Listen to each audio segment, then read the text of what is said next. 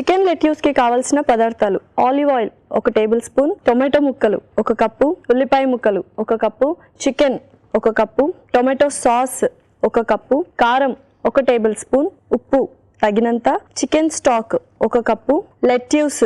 2, cheese కొద్దిగా, కొత్తిమీర కొద్దిగా, అవకాడో ముక్కలు 1 కప్పు. చికెన్ లెట్యూస్ తయారు చేసుకునే విధానం: ముందుగా స్టవ్ ఆన్ చేసి పాన్ పెట్టి అందులో ఆలివ్ ఆయిల్ పోసి వేడయ్యాక ఉల్లిపాయ ముక్కలు, టొమాటో, చికెన్, టొమాటో సాస్, కారం తగినంత ఉప్పు, చికెన్ స్టాక్ వేసి బాగా ఉడికించి సర్వింగ్ ప్లేట్లోకి లెట్యూస్ ముక్కలు తీసుకొని అమర్చుకొని పైనుంచి చికెన్ మిశ్రమం వేసి చీజ్ తురిమి, ఉల్లిపాయలు, టొమాటోలు, అవకాడో ముక్కలు, కొత్తిమీరతో గార్నిష్ చేసుకొని సర్వ్ చేసుకుంటే టేస్టీ చికెన్ లెట్యూస్ రెడీ.